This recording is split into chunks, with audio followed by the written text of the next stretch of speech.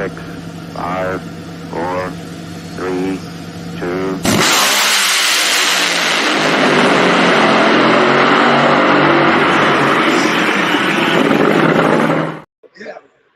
Welcome back to the Competition Plus Power Hour live here from PRI, day number 2. And we're here with the owner of Werner Communications and Public Relations great, Elon Werner. How's it going, man? Darren, I'm doing pretty good. Day 2 of PRI. It's been, I've probably been to PRI 15 times. I don't remember anyone as being as exciting with as much breaking news as we've had, and there's still a whole nother day. So it's been pretty exciting. This is my first ever PRI, which you know, and it's been a whirlwind. Trying to take it all in, experience everything, do the networking, do the talking, interviewing drivers. It's been fun, but it feels big. It is. It feels.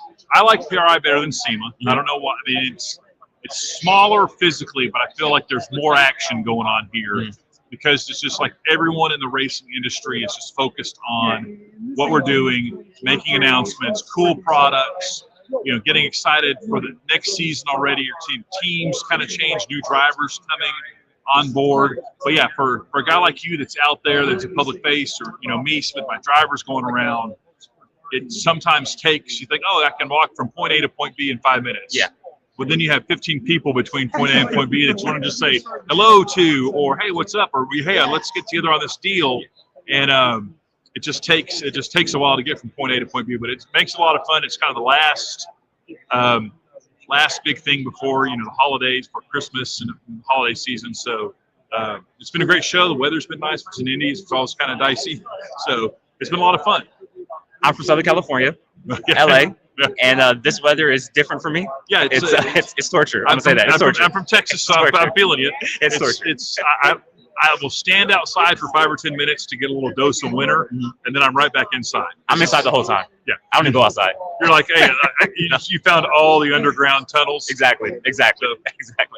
Well, you mentioned big time announcements happening here at PRI. Let's start off with the biggest one that happened yesterday. Tony Stewart announced that he will be driving Top Fuel Eliminator in 2024, replacing his wife, Leah Pruitt, as they plan to start a family in the near future. Yeah, I think that's going to be so big for us. You saw the media buzz around Tony making that announcement. He's Top Fuel Racing. I hope we get good NASCAR, IndyCar, spicy Tony. Yeah. I think we will, but he's also been very humble about his drag racing career. He is taking his time. He's learning. But I think he's a quick study. It'll be great to see him out there in Top Fuel, and Top Fuel is going to be stacked because you made that announcement. Right after that, Buddy Hull announces that he's leaving Top Fuel to go race Funny Car for the legendary driver Jim Dunn. And then you're like, oh, no, now we're down at Top Fuel Drag. He sold all his stuff to Jacob McNeil. So Jacob McNeil's going to be out here. And then today, JCM announces Ida Zetterstrom, FIA world champion, is coming over here to race. So just when you think Top Fuel can't get any more stacked, Top Fuel's gotten more stacked. Yes. Just when you think there can't be more personalities than Funny Car, now you're going to interject Buddy Hull full time next year. And we haven't even really gotten to, Pro Stock or Pro Stock Bike. It's just been really exciting to just hear all the announcements. I heard today Aaron Stanfield is going to start racing Factory X. That class, I think, is going to be a banger of a class. No, for sure, yes. So just seeing all this excitement that's going on in the NHRA right now, if you're a fan, if you're a participant, you have to be excited because the inclusion of Tony Stewart, even though he's racing Top Fuel, I think raises attention for the whole class. Yes, for sure. It will raise TV ratings. It will raise, sponsor engagement because Tony will be qualifying against people. He'll be racing against people. When you're beating Tony Stewart, that's big. No matter if he's just a rookie, the rookie of the year will be nuts this year. Tony Stewart, Jacob McNeil, Ida Zetterstrom, and then any number of pro stock. There's a young woman coming up in pro stock, 16 years old. Sienna, right? Sienna, yeah. So I don't know that you're also going to have this much talk of how important it will be to get off to a strong start. Gainesville will, all eyes will be on Gainesville, in just a few months. And it's going to be exciting. Gainesville couldn't come fast enough, I would say. Yeah. The great thing is you got some specialty races before that leading up to it, and then Gainesville, and then we're going to go right into the season.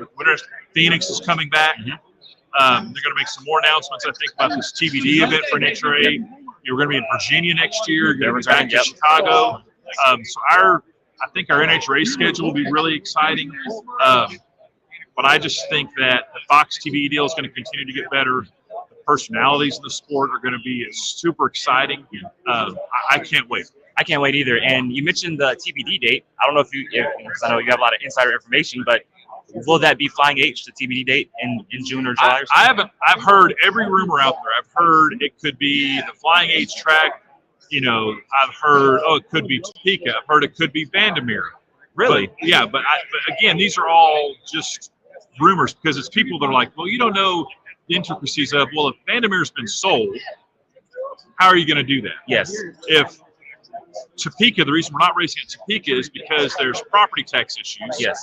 Okay, well, how is NHRA going to handle that? Well, Flying H to me seems like the most logical one because just watching that thing come together is just, I think that's going to be a phenomenal facility. Yes. But you're now coming into the winter months of that region, and it's just going to be dependent on Mother Nature. Mother Nature is going to decide whether we're racing at Flying H, I think. Yes. If they have a mild winter and can continue to build what they need to get built. And I don't think if we race there, just my personal opinion, it won't be a completed facility.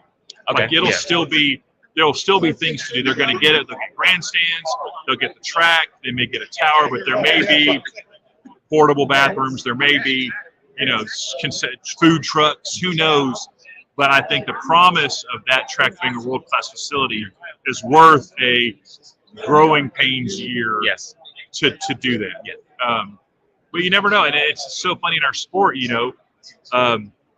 thought last year of Arizona was going to be the very last year. Yes. And because of the passion of the fans, that turned the needle on that whole program, that one race. So anytime anyone says, I don't know if really fans can impact something, the turnout, the interest showed the people that were in charge of that property that, maybe we should try to figure out a way to make this work and not just give up. And then they did. I actually saw Charlie Allen, the former owner of that track here, and I think he's going to be involved as a consultant. So I think there's so many positives about going back to Arizona. That's a great market for us. And also it's called Firebird again too. And it's going to be called Firebird again. I love that. Started at Firebird. Yes. It's just going old school. Yeah. So, I love everything about that. This show just really gets you excited about the prospect of what's going on. And the other thing that I love is shows like this. Shows like MAV TV, Speed Sports doing shows from here, the NHRA stage. There's so much content coming up from here. I think that just also shows the strength of what our sport is providing to our fans and to our sponsors. Yeah, no, I definitely agree with everything you said. I can echo all those sentiments. And just kind of going back to Top Fuel a little bit, mentioning Tony Stewart and everything like that. Huge news. Obviously, I heard big-time outlets like the New York Post picked it up, CNN, Sports Illustrated. Right. Top Fuel is going to be stacked. You mentioned the 12 teams that are already full-time last year, but you throw in Ida Zetterstrom, Jacob McNeil, Tony Stewart, Jasmine Salinas, Sean Reed. I think there could be 14 or 15 full-time teams plus 6 or 8 part-time teams because you've got, Sean Reed, you've got Travis Shoemaker as a top field racer. You've got TJ Zizzo's continuing to build his program. So there's guys out there that are bringing quality cars. It's no longer, back in the day, you had guys that would just show up for a race and you just knew they were not going to win first round. Now you're looking at, I'm the number 3 qualifier. Well, you very easily could get Sean Langdon. Yes. You could get Tony Schumacher. Now you're getting these matchups of, okay, this guy's the number 14 qualifier. Well, he may have already won 2 races this year. Yes. And he just had a little bit of qualifying session. So I think that's the other thing that has me excited is tracks are really starting to invest in their own programs. You're seeing tracks like Norwalk, Maynard making some improvements. The NHRA tracks are continuing to improve. There'll be major renovations at Indy. So I think you're seeing the facilities getting better, which will make the fan experience, the sponsor experience better. So I'm really excited to work with the teams that I'm working with and to see kind of what the season's going to look like next year. I think that's awesome. And you mentioned that. I try not to compare us to NASCAR because they're two totally different sports. Correct. The way we do things is totally different. But I liked how they have, kind of modernized their racetracks and have made them more, fan friendly and Yes. with Wi-Fi and all these stuff. So I feel like NHRA does need to follow suit. I know there's a lot of logistics that go into that, and It's money. It's money, but you have to spend that money, and there's ways you can recoup that money because people will pay for quality. Mhm. And if they get a quality show and a quality venue, people are paying $400 to go see Taylor Swift in concert or more. They're paying $250 to go see a baseball game. If you show, okay, hey, it's going to be an experience. There is opportunity out there for people to pay for it. Now, you want to have, there's been a lot of discussion about access and which sport has more access, this, that, and the other. I still think NHRA offers the best bang for the buck. Oh, for sure. Comparing it not just to NASCAR, IndyCar, but really all sports. Yes. You want to take your family out and have an experience, see the action, go meet the driver, go have eat a funnel cake, ride a ride. I think you're going to see more things like that at the races. But I heard Max Verstappen say something about the Formula One race. And he was talking about there's the experience and then there's the race. He feels that Formula One has gotten away from the racing. Okay, that it's now more of a show. Yes. Rappers and light shows and all these things. He's like, people want to come for the racing. Mm-hmm. And now Formula One has built this whole scene, and we saw what happened in Vegas. Yeah. I think the NHRA has a really healthy balance of agree. Yeah. racing. Yes. And if you're a car guy and you want to see, you get racing. Yes. But we also have this cool entertainment. And I think that's one thing that is very unique to us, just the ebb and flow of our sport. 2 qualifying sessions on Friday, 2 on Saturday. You can come out, see some racing, go spend an hour and a half in the pits, come back and see more racing, and then get out there. And in 4 hours, doable. I know Pro and the tracks and NHRA are all talking together about how to make that show better for the fans. So I think you'll see tightening up between rounds next year at some tracks. You'll see 4 qualifying sessions because I think some tracks know their fans want that. So I think the fan experience is also going to improve, and then the on-track performance is going to be nuts. You mentioned that. I feel like sports like F1 and NASCAR, they've done so much in the past couple of years to try to bring in that new fan. They kind of forgot about the the hardcore fan. Agreed. And it's like you mentioned, NHRA has a healthy balance of it, and NHRA is such an experience. 300 miles per hour, 11,000 horsepower, shakes the ground. I had a few friends that came out to Pomona for the first time, loved it. They asked me, hey, when are they coming back? Because I need to come back. And I said March. It was like, that long from now? I'm like, yeah, but so once people come to an NHRA race, they are hooked. They're hooked for life. And that's the biggest thing is, us making it accessible to people, fans inviting their friends. I think some tracks may want to investigate a $20 ticket on Friday night. Just bite the bullet to get a new person out there, knowing that you might give something up one time, but you're gonna get them as a fan. They may come back on Saturday, they may come back on Sunday, they may buy a full pass for the next year. Yeah. But make that investment to introduce the sport, because you and I both know once you get them there, they see the experience, they feel it, they smell it, they're going to be hooked. For sure. And even if you only hook 85% of them, it's not everybody's cup of tea. But we have to sell the sport face to face. Alan says this all the time, and he says it really a lot on WFO radio. Like I told you, I've vetted some friends from Pomona, first race. Their first race, they saw Doug Coletta win the championship, the final round. And obviously they don't know this because it's their first race, but I'm saying, hey, I'm explaining to this. The championship's going to come down to the final round of the final race of the season.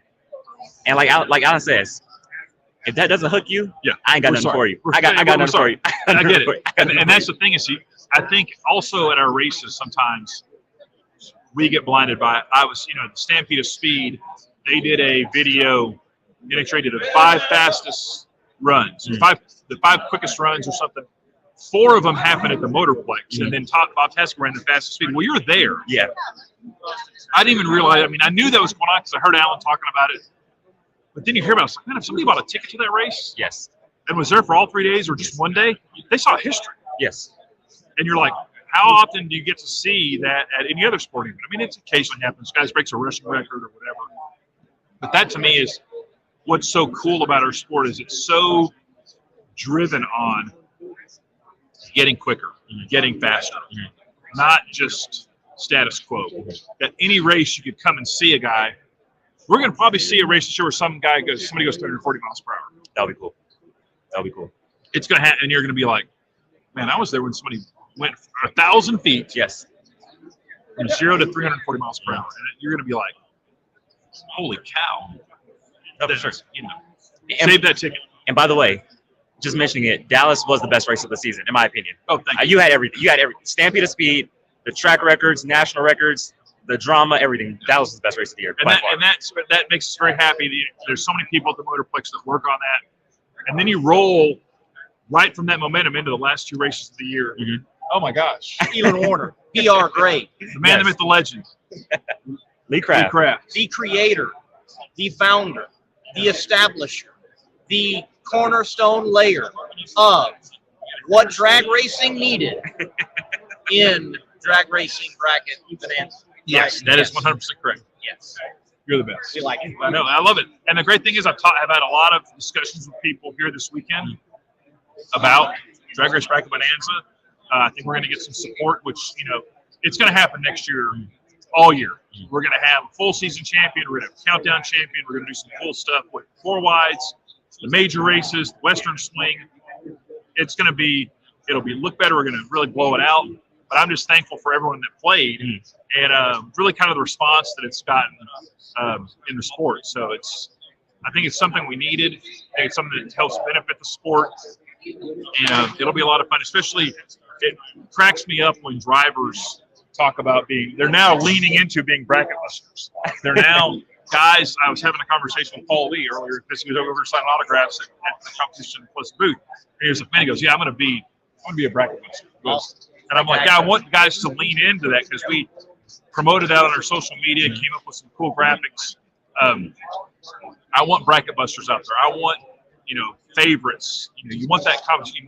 We built a community with our social media, and you just want that excitement. You have that juice in it, and it's still free. It'll always be free. Yeah. What I love too about it is those cool championship wrestling belts that you have for the champion and the runner-up. Those are cool. Where'd you get those made from? Those are dope. I have a guy, Marty Faulkner, out of Dallas, runs a promotions company. So we'll have, for sure, the champ belts are going to come back. I'll go ahead and give you guys some breaking news. I'm going to find out for the overall season champion. I'm going to find some kick-ass crowns. Oh, okay. And you'll get a legit crown. Bracket King. Bracket King. Bracket King. Bracket King. Or Queen. Or Queen, yeah. So, But yeah. Damn. Got quality control. Abby Warner over here, the new hench person at Warner Communications out here keeping us on the straight and narrow. Sorry, ladies. Got you. And that was the great thing about the winners. We had winners from all across the country. 2 winners from Canada. Okay. And a winner from the UK. Okay. Ooh, yes. Do you remember their names? Shout them out. You remember their names? I don't remember the names. This will shout them out real quick. No. One of them was Racer Canada. Okay. Which was funny. But I don't. But yeah, we'll come on. We'll do a recap show of this. Just shout out all the champions. But it was really cool that you had that international flair, and we had guys winning, we had women winning, I know for a fact there's some kids that won, and some older, fans and guys, were playing their wives, boyfriends, and playing girlfriends. So to me, it's just a great experience. Next year will be better. We'll have pictures and data and stats. So if you don't know anything, you can make a little bit better decision, but it'll still be dragracebracketbonanza.com. We'll get it fired back up before the first race in Gainesville, and it's going to be. I can't wait because it's going to look so much better. It's going to be a lot easier to use. I felt like it was still pretty easy to use, but it did take some getting used to. So our next big push is getting people used to filling out the brackets. It's kind of, they got that less than 24-hour window, but I think the volume of getting the word out, we might get Fox involved and kind of doing fan polls and things like that. You see that in other sports. We'd be a great avenue for that. But yeah, it's taken on a life of its own, and I couldn't be happier about how it's all worked out. I love every time we talk about it too. Like you just light up, and I love that. It's cool. And so for something that you created, a passion of yours, to see how much it's grown just in a short amount of time. I mean, it's nuts. And this is the last time I'm going to tell the story. Well, I'll tell my wife the story. But Abby and I were walking through the show yesterday, and we're over by another booth, and just a PRI guy stops. Hey, are you the guy that made Drag Race back Bonanza? And I'm like, yeah. And he goes, I love playing that game. It's cool. And to me, that is, you make something and you think, I mean, this is really cool. I think this is a really cool idea. And then you just kind of throw it out into the world. Yeah. And to actually see something that, like, there's a young woman in the Pacific Northwest, Kara Sage. She does a podcast that's historically been about Formula One and NASCAR, and she's got some Formula One groups. Abby found her, she was doing her podcast and mentioned Drag Race Back Bonanza and tagged us. That's cool. And she actually had me on her show, and she's like, oh yeah, I played. And then her Formula One friends were like, oh, because we'll have groups, we'll have leagues next year. Yeah. Like, oh, we're going to start a league. And I'm like, it's bird by bird. It's everybody, what can we do to get word of mouth, to get one more fan, to get 3 more fans, to get people, talking about, what we're doing. And if Drag Race Back Bonanza can help with that, that's really kind of cool. I feel like that's, it's really blown my mind that we actually made it work. And that was my biggest fear. LSS is a company I used, Lambkin Software Solutions out of Denver. They basically helped build from nothing. There was no format. You didn't repurpose. They wrote all the code. They did all that, and they basically, they're working now to make the 2024 version even better. But that's been the cool part, is you're out there doing something and then it does work. Because I was just like, man, if we throw this thing out to U.S. Nationals and this thing crashes, we're done. And so we invested in, we used Amazon AWS services, and I was like, it's like we're paying for space. And I told Aiden, I go, dude, he's like, oh, this is how much this costs. I go, okay, I want to pay for double that. I don't know. He's like, well, dude, you got to just go. If in the 1 in a million chance this thing somehow goes bonkers, if 10,000 people immediately sign up, I want there to be no slow. And so last year we paid money so that basically 1 million people would have signed up in some server farm in the middle of Arizona. It would have just literally rolled over to another server. Like, we were just ready to go. And so now we have a better idea of where we're at. So, but yeah, it's been cool. And I love that you guys, I can't think of since you guys had me on, you're talking about it, you're tweeting about it. And that's the thing that I want to continue, is to have that fun challenge of, man, hey, check out my bracket. We'll have it so you can share it on social media next year. So when you fill out your bracket, tweet it or put it on your Instagram. Those kind of things will be really, really cool. Yeah, it's definitely going to be a lot of fun when I can showcase that I have better brackets than Darren Williams Jr. and that I beat him in the league. I beat him in his own league a couple of years ago and tied for first place. But I'm just putting that out there. Just throwing that out there. Extra goodness. And your strangest bracket over the time that this has been in existence. Which one stands out? We had some where guys only picked one right in the first round. Wow. That just, and it wasn't like they were trying. I mean, if you looked at, there were some brackets where Leah and Doug and JR, that, just the way the Brainerd was one of those races when we were testing it, where so many people, there were so many upsets that just brackets got annihilated. I think we had 13 perfect brackets though, just over the course of the season. So it was, a lot of them were pro stock motorcycles. That was the class, because Gage, and that class for whatever reason ran pretty consistent with qualifying. But we had more bracket busters. It was really interesting. We did some things on our social media. If you go to our Instagram, we have a really cool, Spotify does their whole who you listening to more, who you listening to less. So Abby did the whole who was the most picked driver, and it was Gage, and so we have all these cool stats about how we did Drag Race Back Bonanza. So I've had a lot of friends that, after first round, they'll text me like, "Oh, my bracket's busted," and I just be like, "Yeah, that's how it is," It was very funny that guys like Jason Logan was playing. Yeah. And like we would be at events, and like first round would happen, and then I would get a text from the low zone. Yeah, my bracket's trash, garbage. Or the people that would send, they'd post on Twitter, "Here's what my bracket looks like after the first round." It was like that rolling dumpster gif. And to me, and the fact that people were making gifs about Drag Race Bracket Bonanza just cracks me up. And the drivers really got behind it. It was funny because Gage won so much that he was almost like Pavlov's dog, conditioned. Like when he came in the press room, he's like, "Okay, where are those plaques I need to sign?" Like he just knew, okay, I'll see that. And like Hagen was really cool about it. And like the champ belt.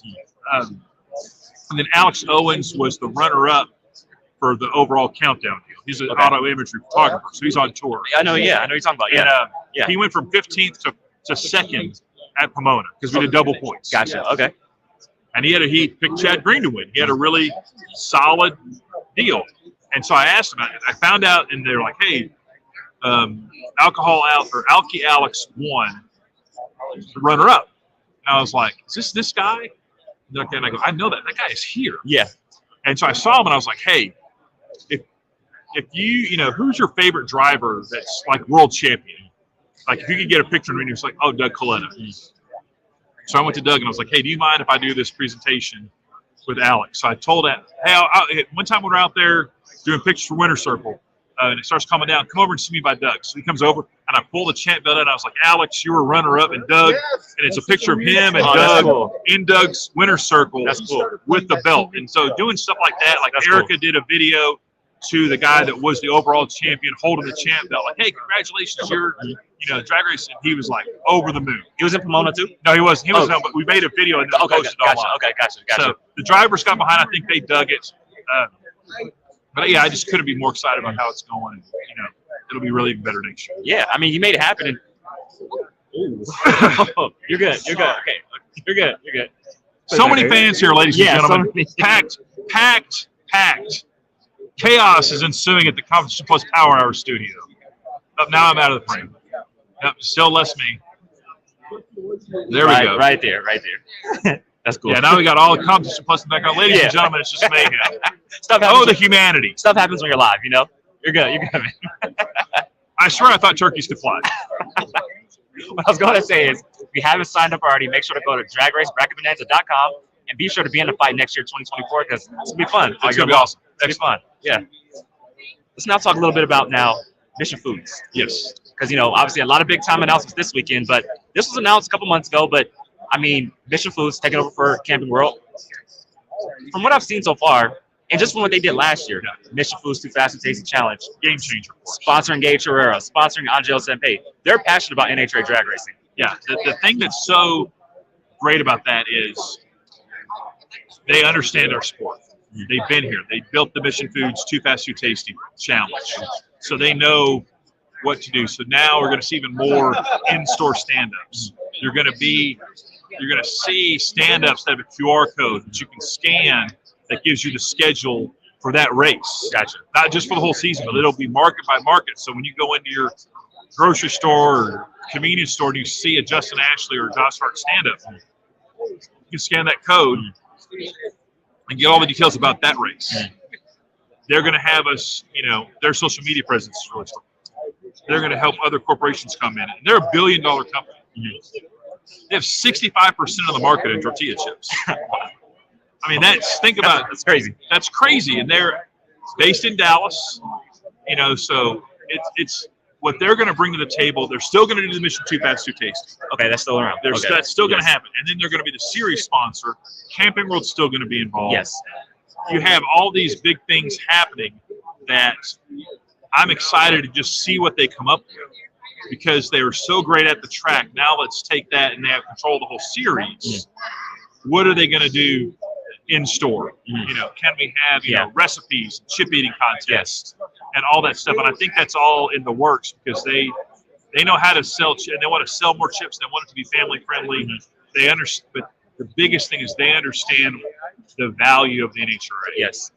And that how we can help them move the needle. And I think other people will see that and be like, oh, why is Mission Foods doing this? Oh my gosh, they just already dominated their market. Now they're getting more market share. Now they're getting more bought into grocery stores. They're leveraging it better. There's more media. We got Tony Stewart. We got new tracks coming online. I think there's just a lot of positive things going on in the sport. I want to see Mission Foods commercials with drivers, funny commercials. Like you said, just, what they do in store. But I got to ask you, though, because you work closely with the Texas Motorsplex, and you said they're based in Dallas.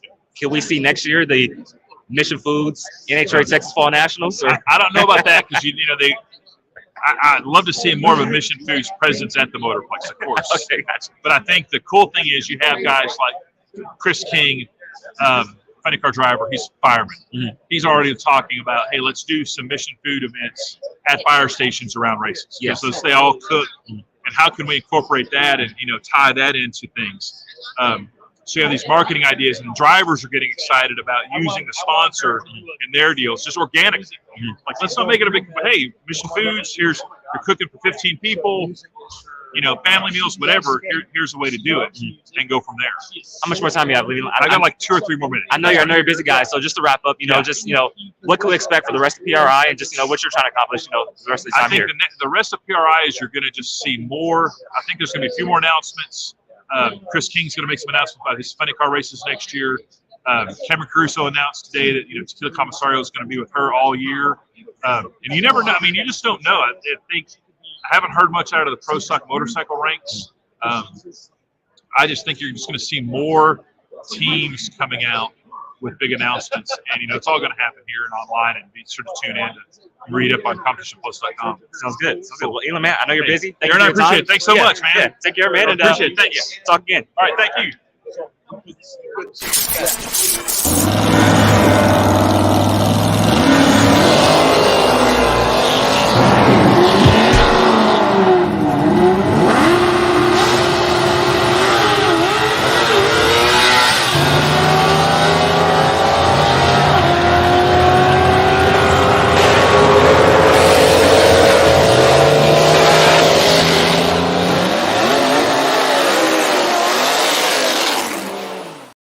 Competition Products, your source for hardcore engine parts for street, strip, and oval track.